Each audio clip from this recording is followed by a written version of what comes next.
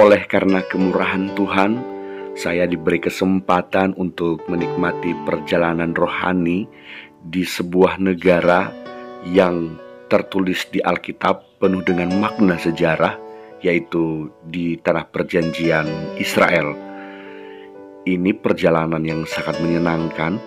Selain melihat apa yang pernah saya dengar dan pernah saya baca, saya juga dapat melihat langsung apa yang sesungguhnya tertulis di dalam Alkitab.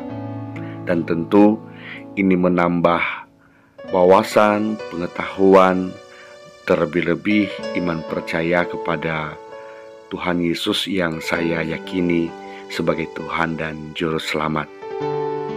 Perjalanan hari ini dimulai dari kota Yerusalem, tepatnya di sebuah tempat yang tentu sangat bersejarah, yaitu di tempat di mana Yesus melakukan perjamuan terakhir bersama dengan murid-muridnya.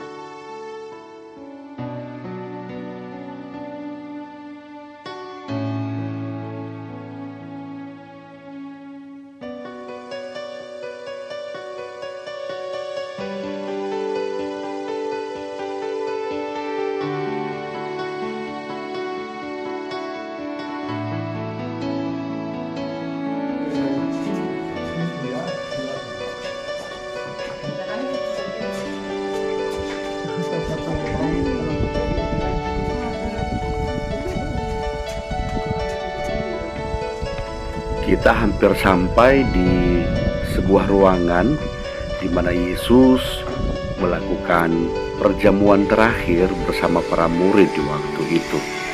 Dan diyakini bahwa tempat ini juga tempat dicurahkannya Roh Kudus ke atas murid-murid.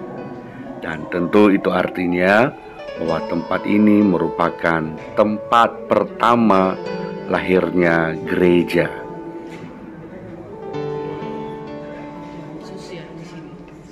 Di tempat ini jugalah Tuhan Yesus membasuh kaki murid-muridnya pada waktu itu. Ini tentu memberikan pelajaran yang sangat penuh makna bahwa menjadi seorang murid Tuhan, kita harus memiliki kerendahan hati dalam melayani Tuhan dan dalam melayani sesama. Ya, Roh Kudus turun di atas Rasul Yesus, Tuhan Yesus cuci kaki murid-muridnya di tempat ini, ya. Oke. Kami juga menggunakan kesempatan terbaik berada di tempat ini dengan berdoa dan suasananya penuh haru, berlinang air mata. Seolah-olah Tuhan hadir di tengah-tengah kami dan memeluk kami dengan kasih-Nya yang besar. Kami benar-benar menikmati persekutuan yang indah bersama dengan sahabat-sahabat yang menjadi tim yang menikmati perjalanan rohani selama berada di Israel. Di luar ruangan perjamuan terakhir, di sini terlihat bangunan-bangunan yang sangat menarik dan juga di sekelilingnya penuh dengan pemandangan yang indah. Inilah dia kota Yerusalem, kota yang diberkati oleh Tuhan. Dan tentu juga orang-orang yang ada di sini adalah orang-orang yang dikasihi oleh Tuhan. Awas, awas.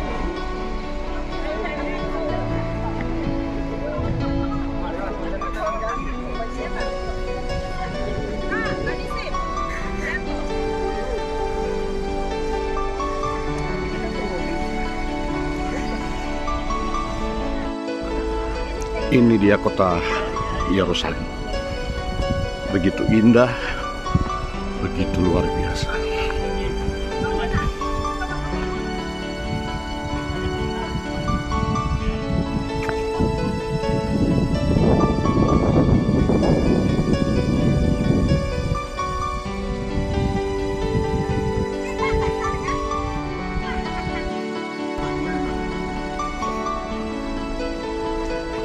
Dari tempat ini, kami melanjutkan perjalanan menuju Taman Getsemani, tempat Yesus berdoa sebelum ia ditangkap oleh tentara Romawi dan dibawa ke rumah Kayafas untuk diadili dan dihakimi.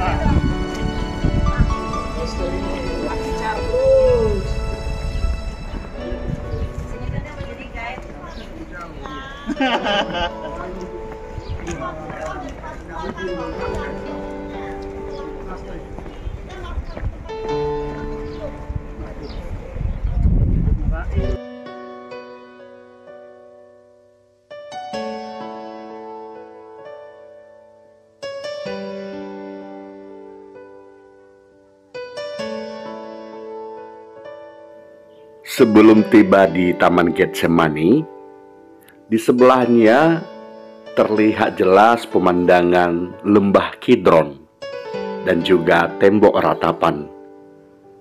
Apakah itu lembah Kidron?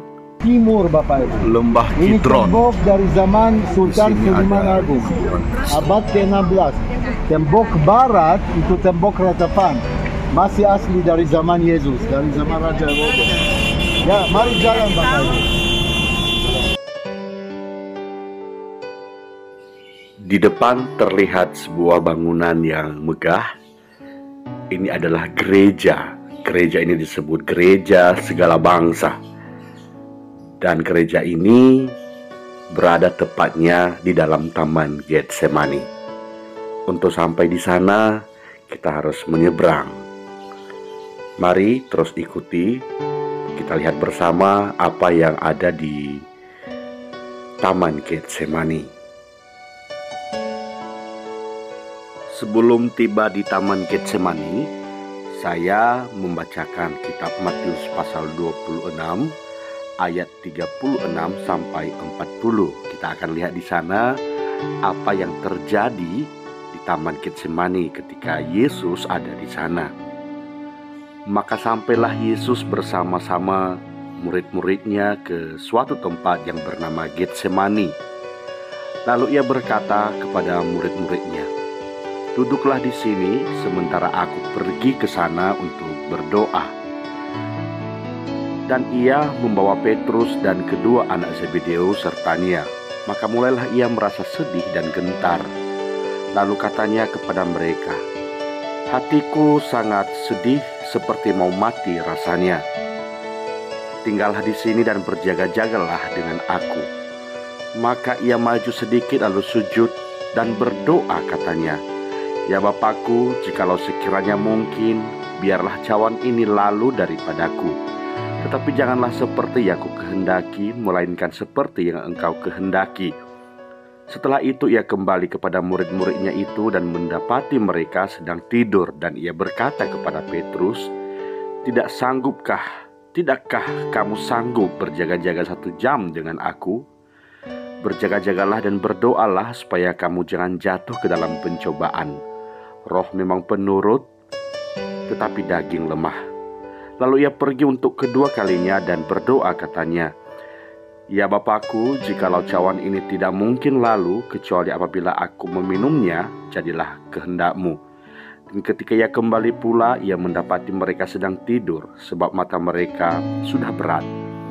Ia membiarkan mereka di situ, lalu pergi dan berdoa untuk ketiga kalinya, dan mengucapkan doa yang itu juga.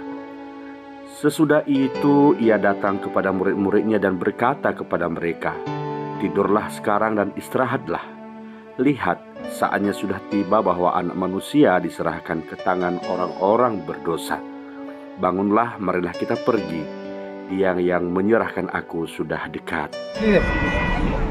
Yesus tidak kembali ke Betani. Tahu, setiap kali yang Yesus pernah ke Yerusalem, dia tinggal di Betani. Betani, bahasa Ibrani, rumah orang miskin. Bet-Ani, Bet-Anya. di rumah Marta, Maria dan Lazarus.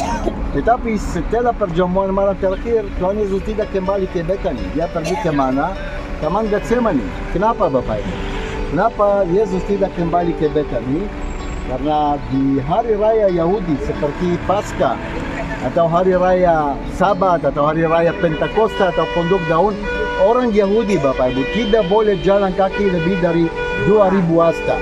Ini satu hasta Bapak Ibu kurang lebih 50 cm. 2000 hasta 1 kilo. Dari ruang perjamuan terakhir di Bukit Sion ke Betani ada 4 atau 5 kilo Bapak Ibu. Tapi dari ruang perjamuan terakhir ke sini ada 1 kilo. 2000 hasta. Karena itu Yesus pergi ke Taman Getsemani. Dan waktu dia di sini dia berdoa, dan berapa kali dia minta murid-murid dia, 3 murid, ikut saya, berdoa bersama, tetapi mereka tidur. Kenapa mereka tidur Bapak Ibu? Gantung, capek deh. Apakah mungkin mereka mabuk Bapak Ibu ya? Kenapa saya bilang begitu Bapak Ibu? Karena di perjamuan Paskah Yahudi, setiap orang minum 4 gelas anggur. Ada cerita kenapa 4 ya? Karena itu ada kemungkinan mereka mabuk Bapak Ibu. Kenapa 4? Nanti saya ceritakan, Pak, ini cerita yang panjang. Kenapa 4? So Bapak Ibu, ini tempat di mana Yesus ditangkap. Yudas pernah ke sini, dia mencium Yesus. Dan Yesus ditangkap. Dari tempat ini, Yesus dibawa ke rumah Kayafas yang kemarin kita lewat Bapak Ibu. Dan di dalam gereja, nanti kita masuk gereja Bapak Ibu, di tempat altar ada batu besar, batu warna putih besar. Ini tempat asli di mana Yesus duduk dan berdoa. Ini tempat asli di mana Yesus ditangkap Bapak Ibu. Gereja di depan kita Bapak Ibu, gereja namanya Gereja Segala Bangsa. Gereja dibangun oleh Antonio Barluzzi. Nanti kita masuk gereja, lihat di atas Bapak Ibu ada 12 kubah. Tahu kenapa 12 kubah? 12 suku Israel. 12 suku bukan. 12 murid Yesus. Bukan juga Bapak Ibu. 12 negara yang donatur Bapak Ibu. Karena itu namanya Gereja Segala Bangsa. Oke, Gereja Segala Bangsa, ini gereja Katolik, Ordo Fransiskan. Bapak Ibu, nanti kita Anda masuk benar, gereja. benar-benar salah. Ya. Kita masuk gereja, di depan altar ada 3 lukisan atau 3 gambar Bapak Ibu. Yang sebelah kanan orang imam besar mereka datang ke Taman Getsemani. Yang kedua di tengah Bapak Ibu, Yesus duduk sendiri dan berdoa. Yang ketiga di sebelah kiri, Yudas mencium Yesus. Oke? 3. Tapi Bapak Ibu, tempat yang paling penting di dalam gereja itu batu di mana Yesus duduk berdoa dan di mana Yesus ditangkap Bapak Ibu. Tapi itu zaman dulu ya, zaman dulu belum ada gereja. Ini tempat terbuka, bukan tempat terbuka, tapi banyak pohon zaitun. Karena itu namanya Taman Getsemani Bapak Ibu. Di Taman Getsemani Bapak Ibu ada 8 pohon zaitun dari zaman Yesus. Pohon yang paling tua di depan Bapak Ibu. Ini pohon yang paling tua, dan ada pohon yang paling muda. Ditanam oleh Paus ke-6 tahun 1964. Bapak Ibu, di belakang tembok timur, pintu gerbang emas, Golden Gate yang tertutup. Oke? Zaman dulu, zaman Bait Allah namanya pintu gerbang rahmat. Dan lihat Bapak Ibu, kubah emas bisa sudah kelihatan. Iya. Tapi Bait Allah kedua dibangun oleh Raja Herodes. Zaman Tuhan Yesus, Dome of the Rock sekarang tingginya 25 meter Bapak. Bait Allah kedua dari zaman Tuhan Yesus tingginya 50 meter. Besar, Bait Allah besar Bapak. So mari masuk ke gereja. Nanti kita kumpul di depan pohon yang tertua ya. Yang mau foto silakan.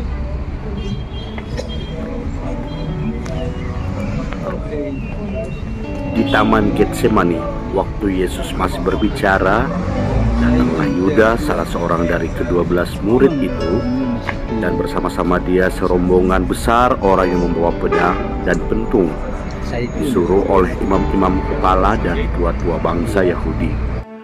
Orang yang menyerahkan dia telah memberitahukan tanda ini kepada mereka. orang yang akan kucium itulah dia, tangkaplah dia." Dan segera ia maju mendapatkan Yesus dan berkata, "Salam Rabi," lalu mencium dia. Tetapi Yesus berkata kepadanya, "Hai teman, untuk itukah engkau datang?" Maka majulah mereka memegang Yesus dan menangkapnya. Tetapi seorang dari mereka yang menyertai Yesus mengelurkan tangannya, menghunus pedangnya dan menetakkannya kepada hamba imam besar, sehingga putus telinganya. Maka kata Yesus kepadanya, "Masukkan pedang itu kembali ke dalam sarungnya, sebab barang siapa menggunakan pedang akan binasa oleh pedang. Atau kau sangka bahwa aku tidak dapat berseru kepada Bapakku, supaya ia segera mengirim lebih dari 12 pasukan malaikat membantu aku? Jika begitu, bagaimanakah akan digenapi yang tertulis dalam kitab suci yang mengatakan bahwa harus terjadi demikian?" Pada saat itu Yesus berkata kepada orang banyak, "Sangkamu aku ini penyamun, maka kamu datang lengkap dengan pedang dan pentung untuk menangkap aku? Padahal tiap-tiap hari aku duduk mengajar di bait Allah, dan kamu tidak menangkap aku. Akan tetapi semua ini terjadi supaya genap yang ada tertulis dalam kitab nabi-nabi." Lalu semua murid itu meninggalkan dia dan melarikan diri.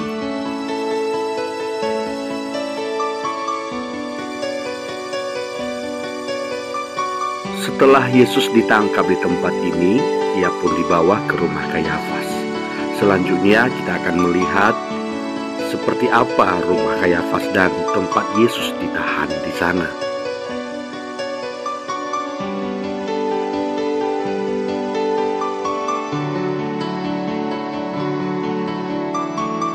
Sekarang kita sudah berada di rumah Kayafas. Dalam Alkitab disebutkan, sesudah mereka menangkap Yesus, mereka membawanya menghadap Kayafas, seorang imam besar. Di situ telah berkumpul ahli-ahli Taurat dan tua-tua. Dan Petrus mengikuti Yesus dari jauh sampai ke halaman imam besar. Dan setelah masuk ke dalam, dia pun duduk di antara para pengawal untuk melihat kesudahan dari perkara tersebut. Imam-imam kepala yang berkumpul di saat itu, malah seluruh mahkamah agama, mencari kesaksian palsu terhadap Yesus supaya ia dapat dihukum mati. Disebutkan di Alkitab bahwa mereka tidak mendapati kesalahan terhadap Yesus yang membuat dia harus dihukum.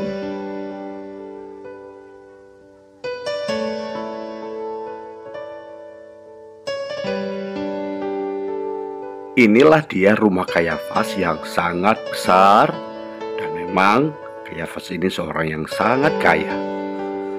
Selanjutnya kita akan melihat seperti apa tempat Yesus ditahan di waktu itu. Mari kita lihat bersama, karena di tempat ini kita akan melihat langsung bagaimana Yesus ditahan di dalam tempat ini dan apa yang terjadi di dalam tahanan ini.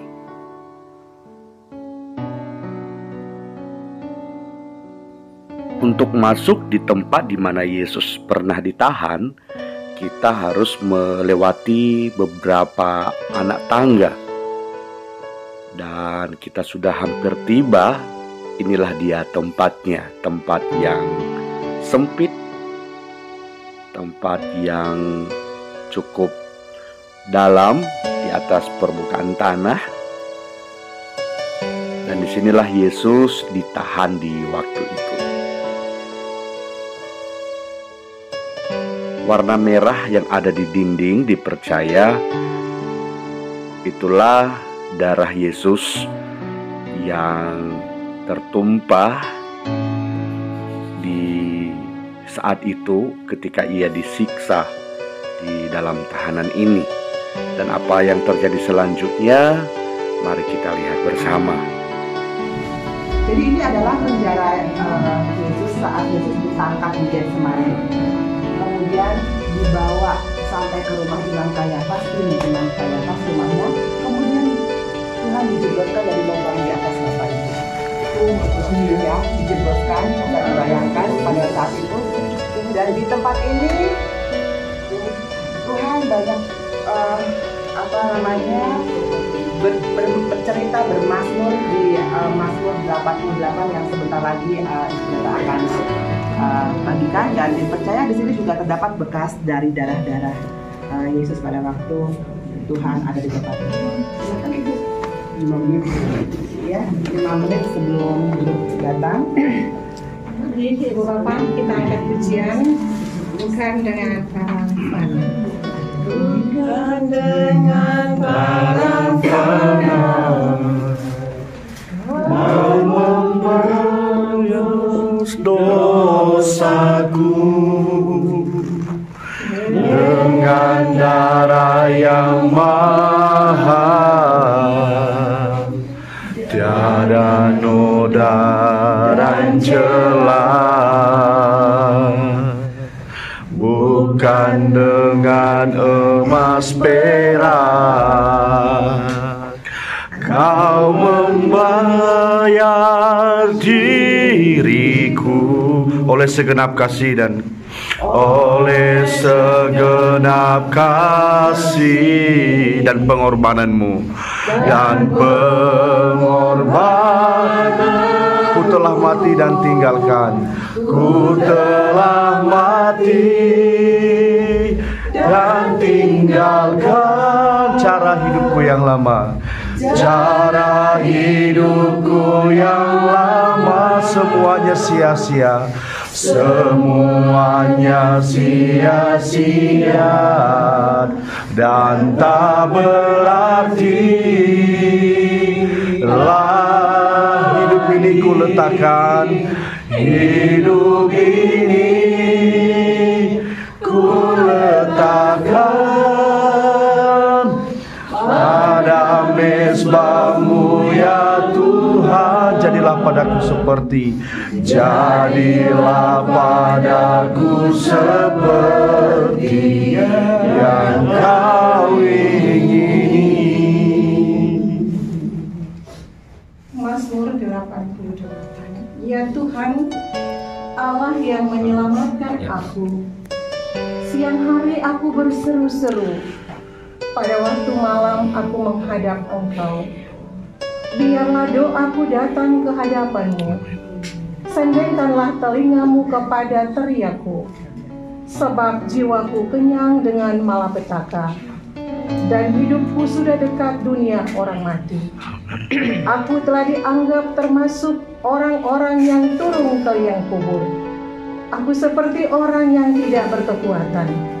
Aku harus tinggal di antara orang-orang mati, seperti orang-orang yang mati dibunuh, terbaring dalam kubur yang tidak kau ingat lagi, sebab mereka terputus dari kuasa-Mu.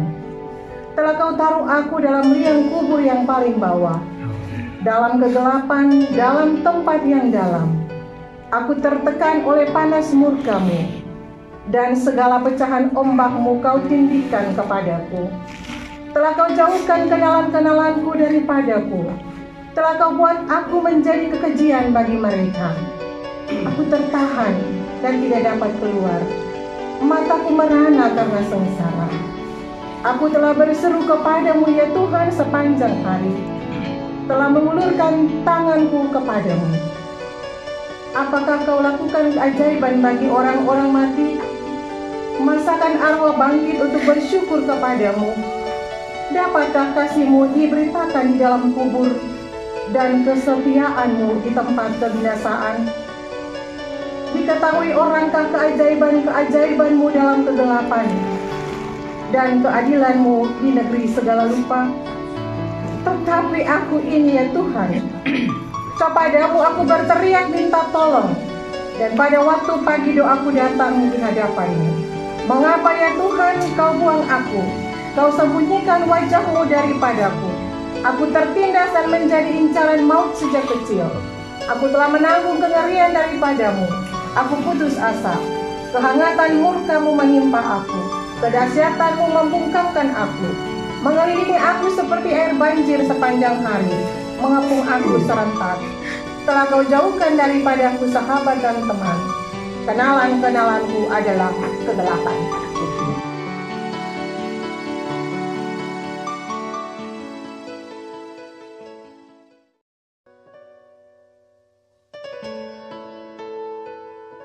Setelah dari tempat ini, kami melanjutkan perjalanan ke halaman rumah Kayafas. Kita akan lihat bersama apa yang ada di sana.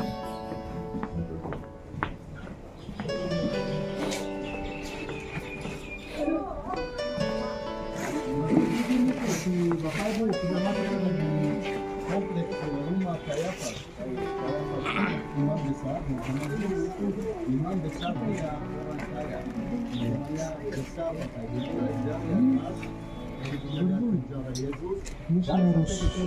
di bawah ada tempat pentahiran, ada kolam air, ada ruang makan sebelah kiri Bapak Ibu. Ya, karena tahu imam besar sering imam kumpul di tempat ini. Karena imam besar zaman dulu dia kepala Sanhedrin. Apa itu Sanhedrin? Hukum rohani Yahudi. Zaman dulu ada 71 orang. 70 dan di atas itu imam besar Bapak Ibu. Zaman Tuhan Yesus itu imam besar Kayafas yang tinggal di tempat ini Bapak Ibu. Dan imam besar melayani di mana? Bait Allah. Punya rumah Kayafas, dia melayani di Bait Allah Bapak Ibu. Lihat kubah kuning, kubah emas, itu tempatnya Bait Allah zaman dulu Bapak Ibu. Bukan Salomo juga ya, tapi zaman Kayafas itu dari zaman Yesus. Bait Allah dibangun oleh Raja Herodes I. Oke, mari Bapak Ibu kita kumpul di atas.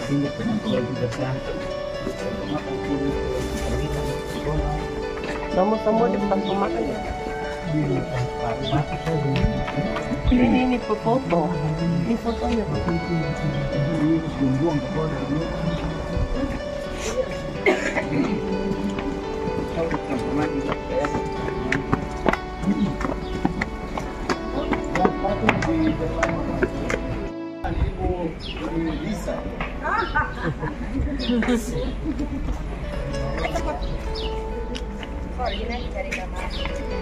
Ini Petrus Bapak Ibu, ini Petrus tentara Romawi dan perempuan ini dari rumah Kayafas Bapak Ibu.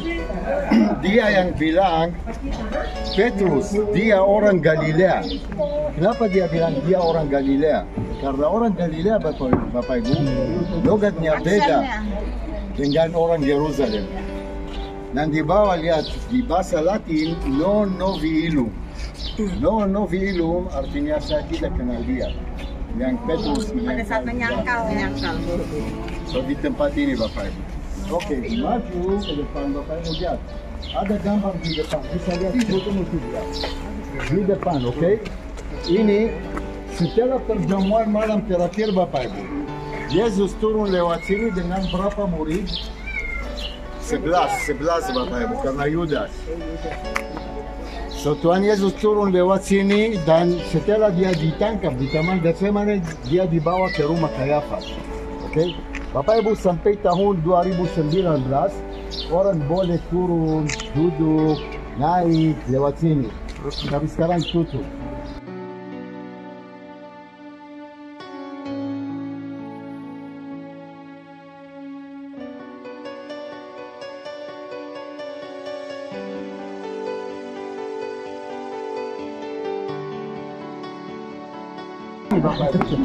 Setelah perjamuan malam terakhir, Tuhan Yesus turun lewat sini, oke?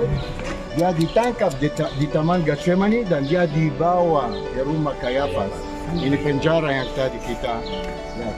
Gambar di atas, lihat Bapak Ibu. Ini setelah Yesus ditangkap, dia dibawa ke rumah Kayafas. Dan gereja yang berkokoh ini gereja Katolik Bapak Ibu. Ordo namanya Ascensionis. Mereka dari Prancis, ya. Nah itu tulisan di gereja di dalam bahasa Prancis. Karena para imam dan mahkamah agama tidak mendapati kesalahan terhadap Yesus, maka Yesus pun dibawa menghadap Pilatus supaya Pilatus menghakimi dan menjatuhkan hukuman terhadap Yesus. Kita akan menuju tempat Pilatus sekaligus tempat dimulainya perjalanan Via Dolorosa. Jalan serta Yesus, jalan sertanya setiap hari. Jalan serta Yesus selamanya. Jalan dalam suka, jalan dalam duka, jalan sertanya setiap hari. Jalan serta Yesus selamanya. Jalan serta Yesus, jalan sertanya setiap hari. Jalan serta Yesus selamanya. Jalan dalam suka, jalan dalam duka, jalan sertanya setiap hari. Jalan serta Yesus selamanya. Serta Yesus selamanya.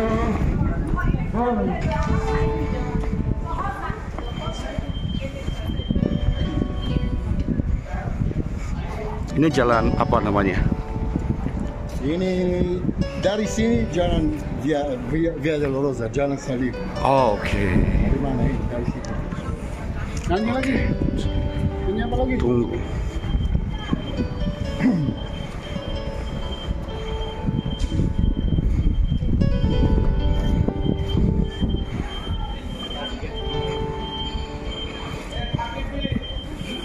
מזמן לא הייתי פה.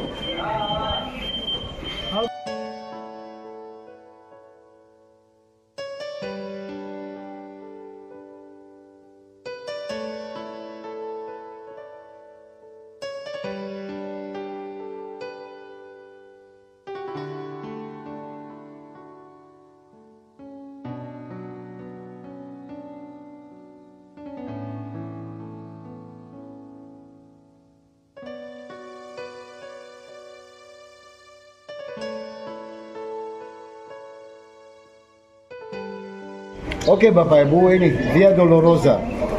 Di depan, Bapak Ibu lihat di depan ada bulat warna hitam, bisa lihat Bapak Ibu? Ya. Ini ada nomor 1 ya. Nomor 1 itu perhentian pertama. Tempat namanya Benteng Antonia Bapak Ibu. Ini tempat dibangun oleh Raja Herodes Agung Bapak Ibu. Benteng Antonia tempatnya Pontius Pilatus. Pontius Pilatus ya ini. So ini di depan Pontius Benteng Antonia, tapi sekarang ini Oke Bapak Ibu, setelah perjamuan malam terakhir, Tuhan Yesus pergi ke Taman Getsemani. Dia ditangkap di Taman Getsemani dan dia dibawa ke rumah Kayafas yang tadi kita lewat ya. Besoknya hari Jumat pagi, Yesus dibawa ke sini Bapak Ibu. Pontius Pilatus. Pontius Pilatus gubernur Romawi. Dan gubernur Romawi Bapak Ibu zaman dulu tinggal di kota Kaisaria. Karena kota Kaisaria zaman Romawi ibu kota Yehuda. Tetapi Bapak Ibu, gubernur Romawi 3 kali setahun pernah ke Yerusalem. Kapan? 3 hari raya yang penting di agama Yahudi, Paskah, Pentakosta, Pondok Daun Bapak Ibu. Dan Tuhan Yesus di depan Pontius Pilatus. Di tempat ini Bapak Ibu, di bawah ada ribuan orang Yahudi. Karena hari raya Paskah Bapak Ibu. Dan mereka minta apa? Salibkan Yesus Bapak Ibu. Tapi Bapak Ibu, zaman dulu tempat ini terbuka, belum ada gereja karena belum ada agama Kristen Bapak Ibu. Dan imam-imam juga di sini, mereka minta apa? Salibkan Yesus. Bapak Ibu, setiap hari raya Paskah, gubernur Romawi bebaskan seorang dari penjara. Oke? Dan di sebelah Yesus ada seorang namanya Barabas Bapak Ibu. Pontius Pilatus dia tanya orang Yahudi, siapa anda mau saya bebaskan, Yesus atau Barabas? Mereka minta Barabas. Siapa Barabas? Orang jahat, dia yang membunuh banyak orang di daerah Yerusalem Bapak Ibu. Dan di sini semua orang Yahudi minta salibkan Yesus Bapak Ibu. Tapi Pontius Pilatus Bapak Ibu, dia tidak bisa bebaskan Yesus. Kenapa? Karena abad pertama waktu itu selalu ada perang Roma, Roma, Kaisar Roma melawan Persia. Persia itu Iran sekarang Bapak Ibu. Selalu ada perang, dan waktu itu Kaisar Roma namanya Tiberius. Dia yang minta dari semua gubernur Romawi, dia bilang, saya tidak mau masalah dengan orang Yahudi sekarang karena dia sibuk, selalu ada perang. Akhirnya Bapak Ibu, Pontius Pilatus cuci tangan. Artinya dia tidak bisa bebaskan Yesus Bapak Ibu. So Tuhan Yesus turun dari atas ke tempat ini Bapak Ibu. Ini perhentian pertama, daerah ini perhentian yang kedua. Dia turun ke sini, dan di tempat ini Yesus pakai jubah warna merah tua.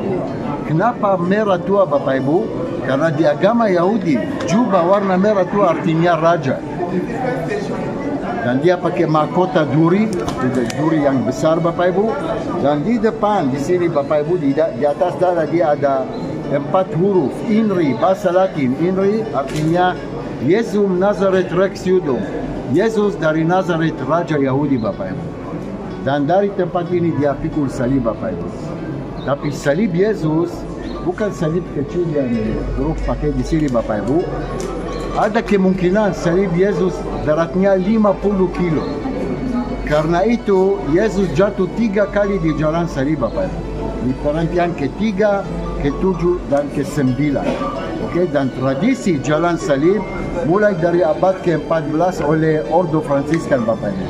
Tetapi satu tempat yang pasti itu dari zaman Yesus, tempatnya Pontius Pilatus di depan Bapak Ibu.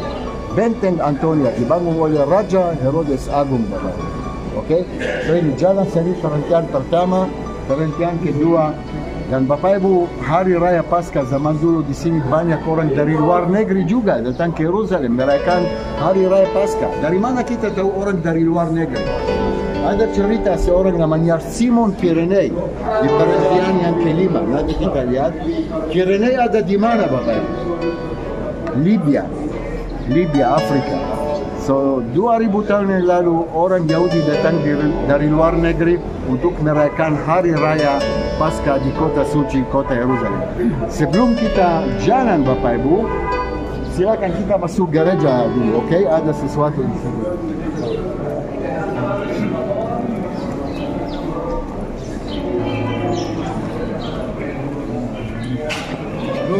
Sorry, ada misa, tutup Bapak Ibu, ada misa.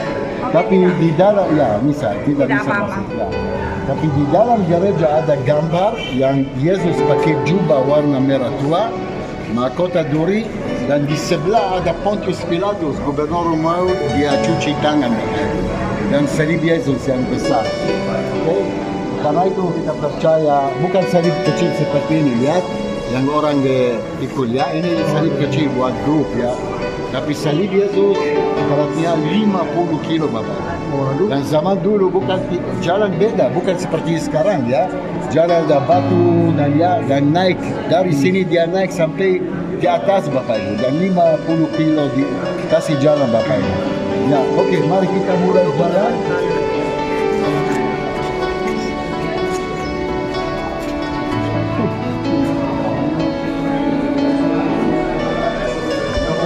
Pertama Bapak Ibu, Yesus jatuh berteman mati Bapak Ibu. Perhentian yang kedua, Yesus pikul salib.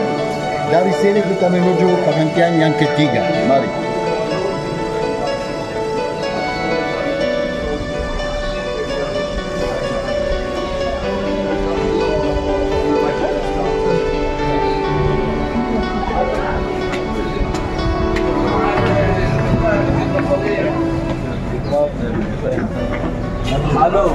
Habib Alvi. Ya Allah.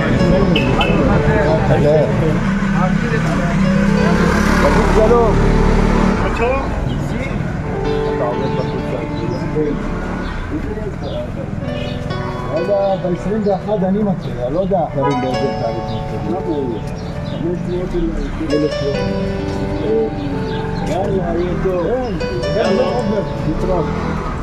Ya, ini perhentian yang kedua Bapak Ibu di atas Itu gereja yang tadi saya mau masuk tapi minggir Bapak Ibu.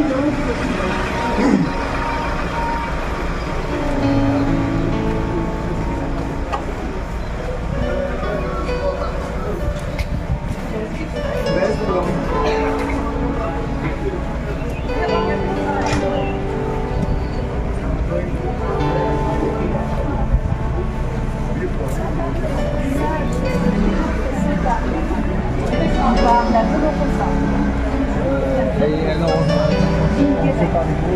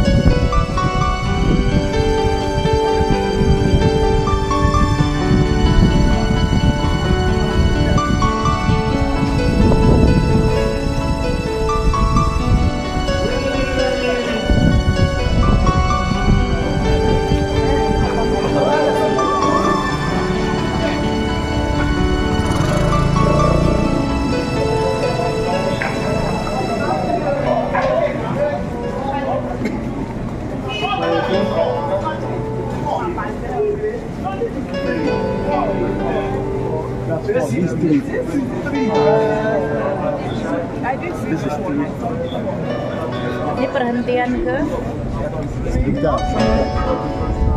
geser.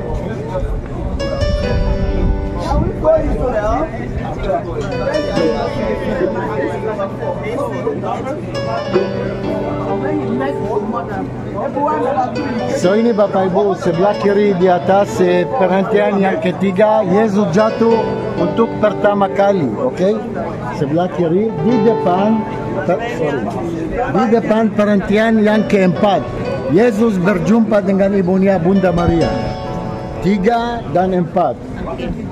Yesus jatuh untuk pertama kali dan Yesus berjumpa dengan ibunya Bunda Maria, Bapak Ibu ya. 3 dan 4 ya. Kalau Yesus jatuh 3 kali ya di jalan salib. Perhentian ketiga, ke-7 dan ke-9 ya. Di perhentian keempat dia bertemu dengan ibunya Bunda Maria ya. Kita kemana? Kelima. Mau masuk atau kelima di mana? Kelima. Gak tahu, saya cari di mana. Ini 4. Ya, mari.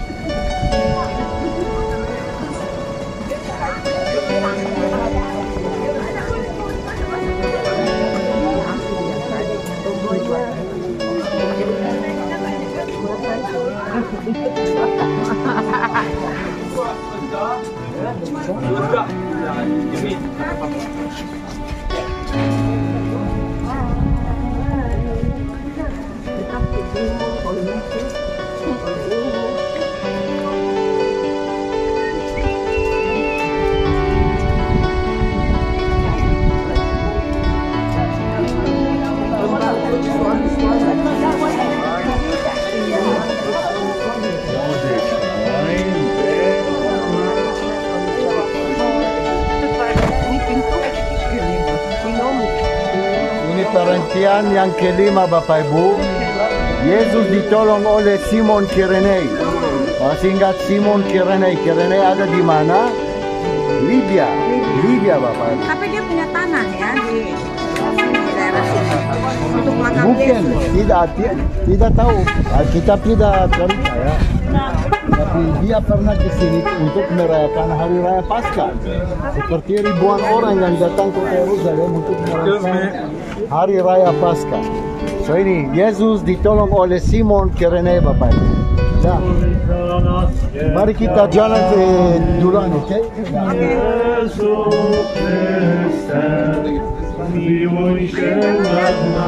Masih lewatin mereka.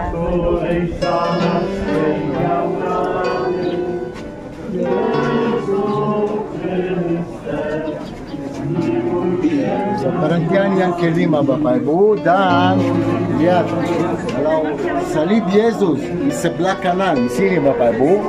So ini tempat di mana dia hampir jatuh. Karena itu ditolong oleh Simon Kirene. Tapi lihat sebelah kiri Bapak Ibu ya. Ini hampir jatuh dan ini tempat kaki tangan Yesus Bapak Ibu. Nah, mau foto silakan. Dan ini gereja Katolik Protestan perhentian yang kelima.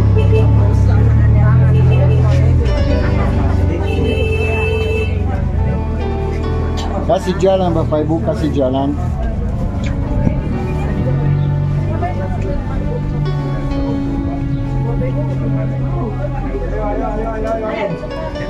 Kenapa cepat-cepat? Jangan cepat. Kita sekarang di tour di Via Dolorosa. Bukan main sepak bola yang cepat-cepat. Itu hari ini ya, jalan rohani. Ziarah.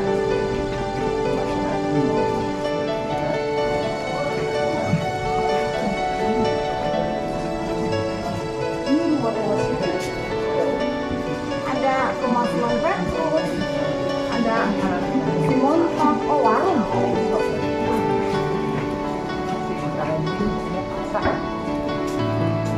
Via Dolorosanya sekarang naik pasar ya. Ya, pasar. Souvenir. Jangan dulu tidak ya. Jangan dulu sepi. Jangan dulu di tempat terbuka. Iya. Burung. Ya. Di batu.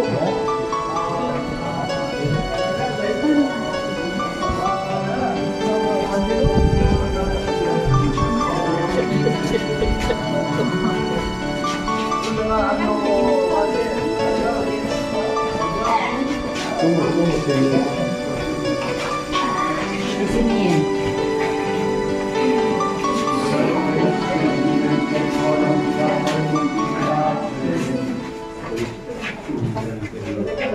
Perhentian yang keenam Bapak Ibu, sebelah kiri ada grup Katolik di depan kita ya. Prosesnya lebih lama ya, lebih panjang juga. So ini tempat di mana Veronica diusapi wajah Yesus. Sapu tangan. Karena apa? Dengan sapu Ya, tangan. karena wajah Yesus berdarah Bapak Ibu. Dia mulai naik dari bawah Bapak Ibu, lihat. Dari bawah dan salibnya berat Bapak Ibu. So wajah Yesus berdarah dan wajah Yesus diusap oleh Veronica. Di pintu ke Perhentian yang keenam, oke? Ya, mari kita naik ke atas, ke 7. Lihat sebelah kiri. Thank you. Ya ini ya Pak.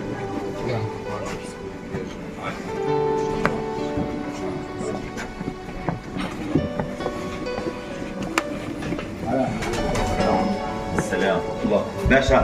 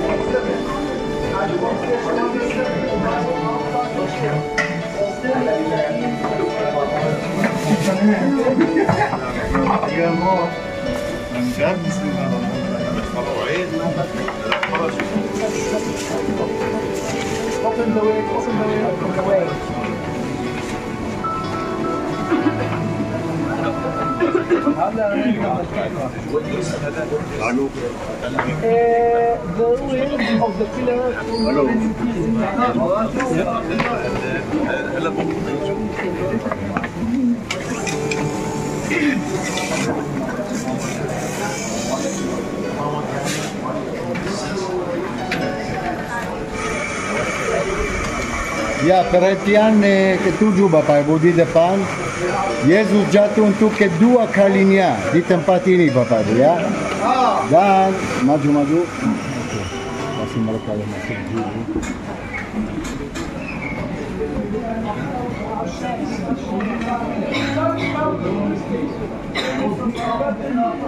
Kasih jalan Bapak Ibu ya. So ini Bapak Ibu, jalan ini namanya Cardo. Bapak Ibu, zaman dulu setiap kota zaman Romawi, setiap kota ada jalan utama namanya Cardo. Dan Cardo selalu mulai dari utara ke selatan.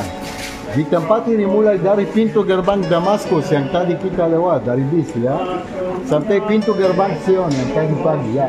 So pusat kota Cardo Bapak Ibu.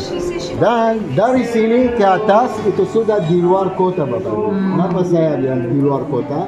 Karena kuburan Yahudi Bapak Ibu harus di luar kota. Artinya makam Yesus di luar kota. Oke? So dari sini kita naik ke perhentian yang ke-8. Tapi kita balik, turun lagi dan belok kanan. Kenapa? Karena sampai abad ke-19 ada jalan dari sini ke perhentian ke-9. Tapi ada tembok dibangun oleh Ottoman. Mari kita naik.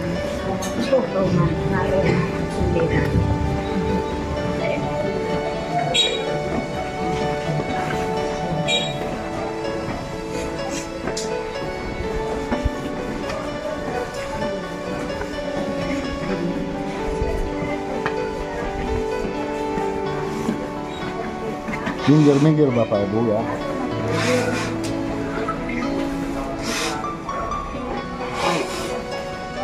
Ini perhentian yang ke-8 Bapak Ibu. Perempuan-perempuan Yerusalem nangis Bapak Ibu karena Yesus. Dan Tuhan Yesus bilang kepada mereka, jangan nangis saya, nangis atas anak-anakmu. So ini perhentian yang ke-8.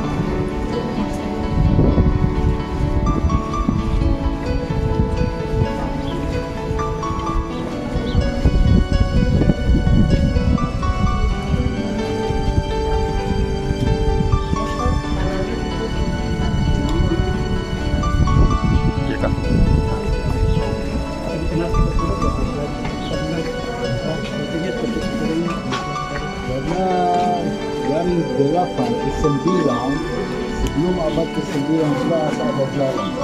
Abad ke-19 orang Ottoman bangun tembok itu. Jadi tidak bisa jalan lewat.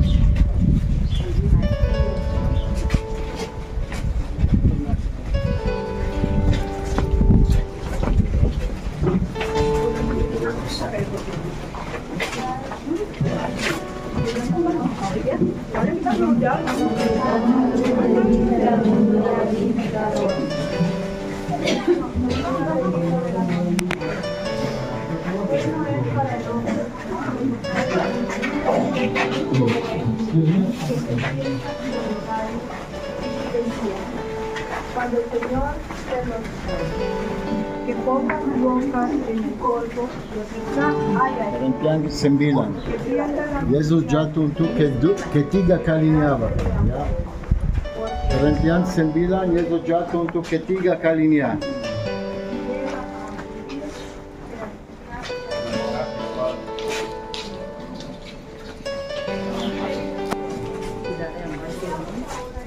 Sudah terakhir.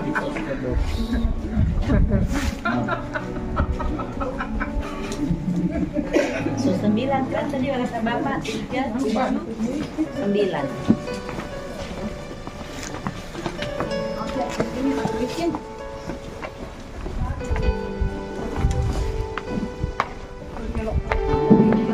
Iya.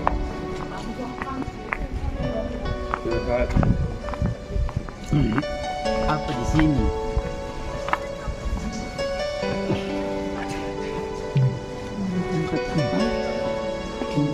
Ketinggian di bawah. Lagi dulu.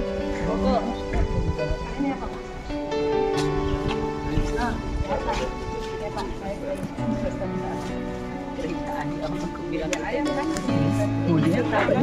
Dalam ada Ini kapel Santa Helena. Kapel Santa Helena Bapak Ibu. So ini kompleks Bapak Ibu. Kompleks di sini kompleks gereja Makam Kudus versi Katolik. Ini gereja di depan Bapak Ibu. Tapi di daerah ini ada 6 denominasi. Oke, sebelah kanan itu gereja Koptik. Koptik mereka dari Mesir ya. Daerah ini Bapak Ibu dan gereja yang di dalam gereja Ethiopia. Ethiopia Bapak Ibu. Dan di dalam gereja Makam Kudus Bapak Ibu ada gereja Ortodoks Yunani. Ortodoks Yunani, Syrian, Fransiskan dan Armenian Bapak Ibu. 6 denominasi Bapak Ibu, tapi denominasi atau gereja yang paling besar dan kuat di sini gereja Ortodoks Yunani.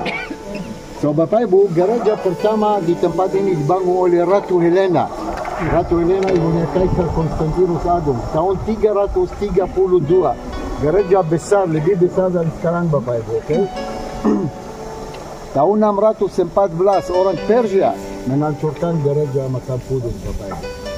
Tahun 1042 Bapak Ibu, 1009 Sultan dari Mesir namanya Hakim Bamer Allah dia menghancurkan gereja lagi.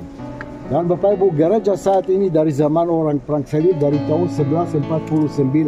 Tahu mereka masuk ke sini tahun 1099 dan 50 tahun kemudian mereka merayakan anniversary di tempat ini Bapak Ibu dan mereka bangun gereja lagi.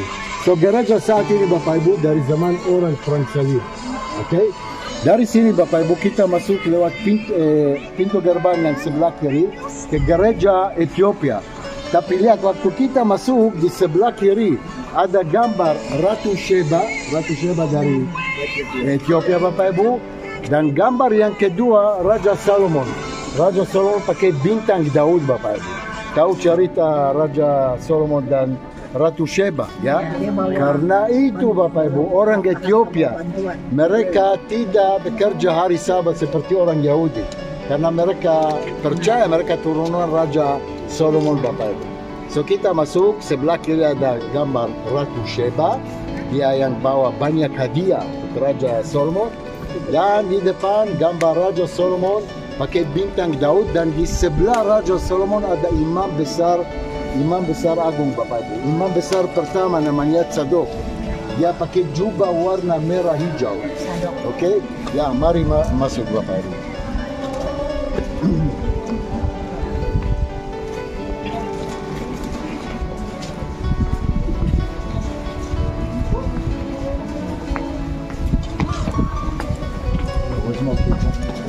Awas kepala ya.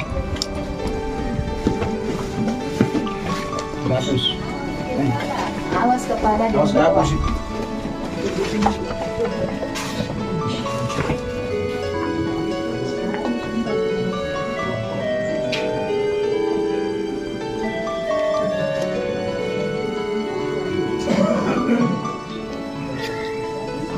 Ya ini lihat Ratu Sheba. Ratu Sheba. Ya bawa banyak hadiah Raja Solomon.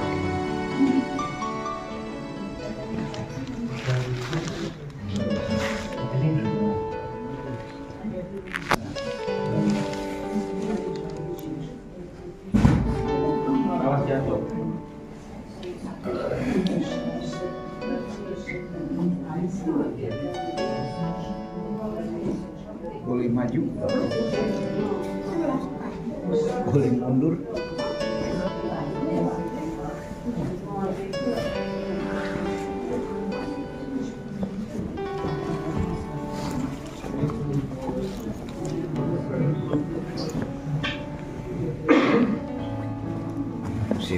Ya, ini Ratu Sheba dan Raja Salomo. Ya, dia pakai bintang jauh, ya.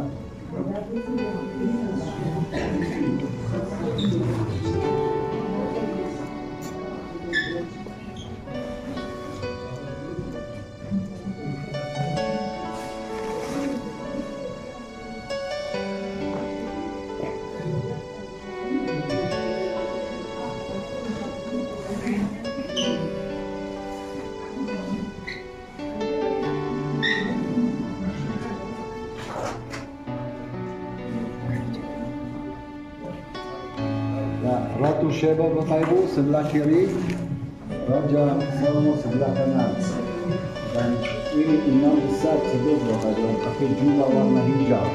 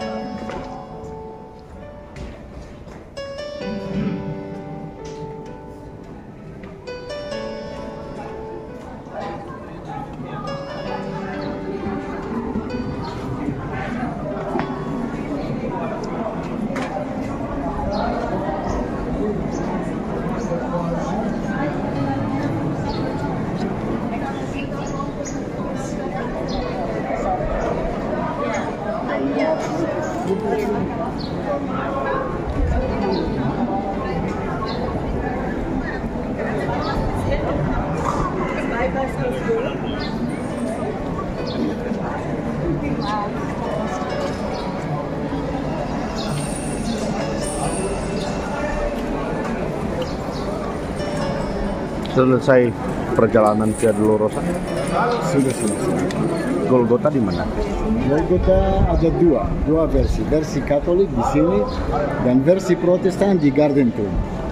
Kita akan perjamuan kudus di Gardentum. Oke. Di sini apa? Golgota itu ada dua versi. Versi Katolik ada di sini. Versi Protestan di Gardentum.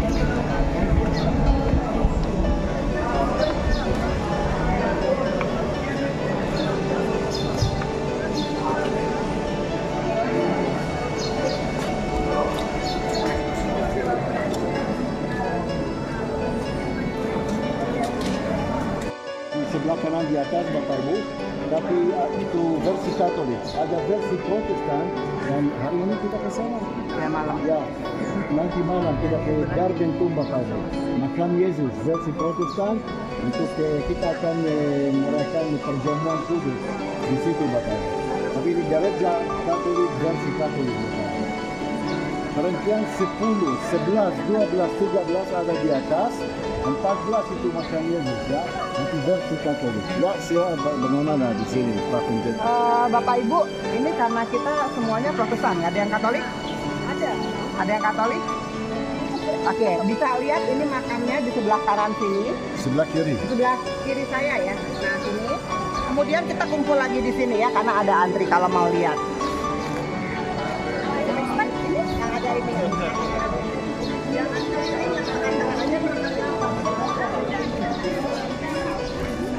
Oh, terangkan? Yang tengah-tengah ini aja. Ya, jangan berhenti.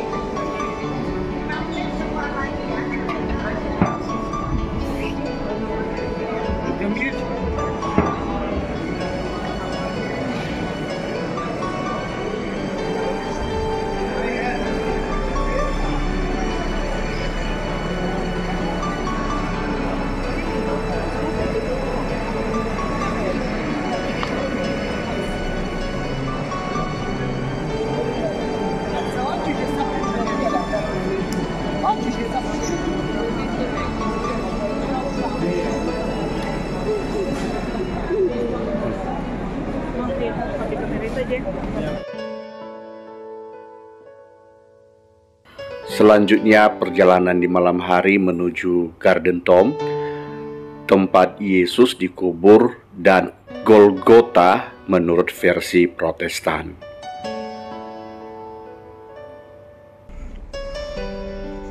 The Garden Tomb, tempat kubur Yesus.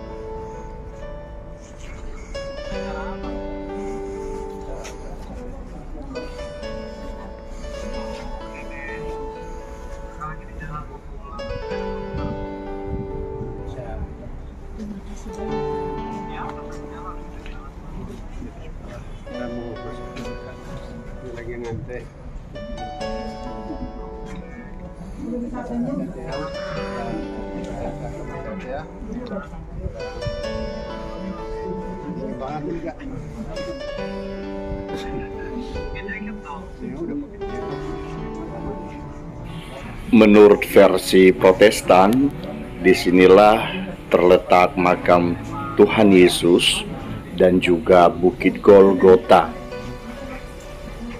Saya merenungkan jikalau di sini tempatnya, betapa jauhnya Yesus memikul salib kalau perjalanan Via Dolorosa itu dimulai dari tempat yang kami kunjungi sebelumnya. Di sini para turis atau orang-orang yang berkunjung secara bergantian melihat makam tempat Yesus dimakamkan.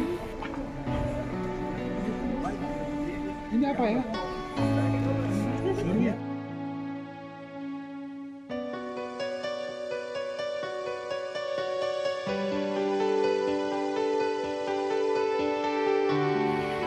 Sambil menunggu giliran kami untuk masuk melihat makam, kami menyempatkan diri untuk beribadah dan menikmati persekutuan dengan Tuhan melalui perjamuan kudus.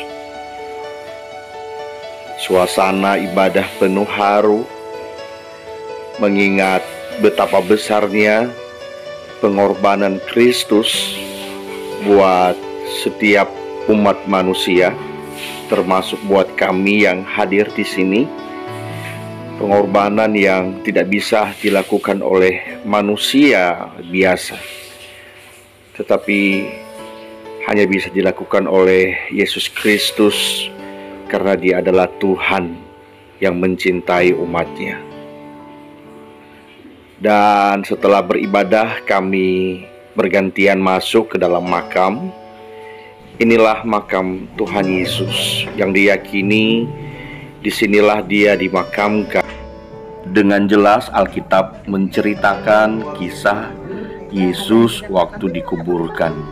Menjelang malam datanglah seorang kaya orang Arimatea yang bernama Yusuf dan yang telah menjadi murid Yesus juga. Ia pergi menghadap Pilatus dan meminta mayat Yesus. Pilatus memerintahkan untuk menyerahkannya kepadanya, dan Yusuf pun mengambil mayat itu, mengapaninya dengan kain lenan yang putih bersih, lalu membaringkannya di dalam kuburnya yang baru, yang digalinya di dalam bukit batu. Dan sesudah menggulingkan sebuah batu besar ke pintu kubur itu, pergilah ia. Tetapi Maria Magdalena dan Maria yang lain tinggal di situ, duduk di depan kubur itu. Here, first century, or only to here. This was the opening. Oh, this was an open? No, this was the opening first century. Okay. The Crusaders increased it in the 12th century. So originally it was only this high. Oh, hanya gini saja ya? Sebenarnya cuma segini pendeknya. Nggak nyampe 1 meter. That stone did not go to this tomb. We don't know where the stone for this Batunya tomb. bukan yang We don't itu. know what Itu happened. hanya simbol. That's just an example. Iya, itu simbol aja. And I'm standing in the rolling track. Berarti nggak penuh nutup dong? Enggak, jadi batunya hanya Bukan, pintunya hanya 100 meter aja pintunya kan? iya, pintunya hanya Iya. kecil, batunya besar. Iya. Thank you, Brenda. Thank you. Come on, I'm gonna stand out. Oke. All right, thank you.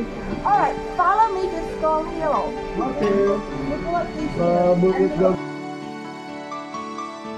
Selanjutnya kami mengunjungi Bukit Golgota, tidak jauh dari lokasi makam tempat Yesus dikuburkan.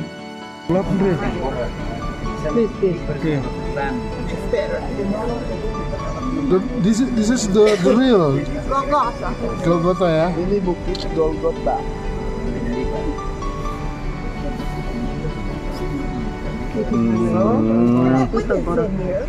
Oh, ya ini. Yang mau minta penjelasan gambarnya dari fotonya bisa nanti zoom dijelasin. Kalau nggak jelas yang mana matanya, yang mana pipinya. Soalnya bentuknya tengkorak. Itu sana tuh. Tuh ada hidungnya. Iya itu. Ais tuh. Ada Ya, kan pipi. ada kayak T. Tuh huruf T itu batang hidungnya tuh. Iya. Ininya mata. Ininya tengkoraknya. Under that plaza is a treading floor where the grapes would be crushed. Jadi di belakang Behind that stone, batu-batu, tembok batu ini pada behind that was a treading floor where the grapes would be crushed. oh ada pijakan yang bisa dihancurkan. Menghancurkan anggur, pijakan untuk menghancurkan anggur. Pijakan untuk menghancurkan anggur. Iya. Di press pakai kaki. Kayak nginjek tempe dong ya. Yes. This one. The juice would come out that spout down there. It's kind of in the shadows. Nanti anggurnya keluar dari There's a spout there in the ada shadows. jalur kecil di situ. And the juice would fill this vat, and the fermentation process would make wine. Setelah anggurnya keluar nanti The juice would fill the vat lalu akan memenuhi tempat ini. and begin to ferment and make wine. Nanti mereka dan itu akan berfermentasi dan menjadi wine. Archaeologists tell us this is a common wine press found throughout the land in 1st century. Banyak arkeolog mengklaim bahwa ini tempat wine yang umum. They were always found in where there were great vineyards, which makes us feel certain there was a garden here. Jadi karena begitu banyak penemuan mengenai tempat wine ini, itu yang memastikan bahwa ada garden behind this. Gitu. I'm a pastor. This ends my tour with you. Do you have any questions of me? Oke, ini sudah berakhir. Ada yang ingin bertanya, Bapak Ibu? Okay. You're a guide. You may exit through the gift shop, but follow her now. Oke, selanjutnya Thank you ikutin and God bless. Alisa lagi. My pleasure. Thank you, to guide Brenda. you through Thank you this so lesson. much for telling all the Yes. stories for all. Itulah perjalanan kami mulai dari tempat perjamuan terakhir sampai di Golgota dan makam Yesus. Kiranya Tuhan memberkati kita dan menambahkan iman percaya kita melalui apa yang kita lihat dan kita dengar. Dan kiranya Tuhan menolong kita dalam perjuangan hidup beriman kita sampai Tuhan Yesus datang. Tuhan Yesus memberkati kita semuanya. Sampai jumpa di perjalanan kami berikutnya.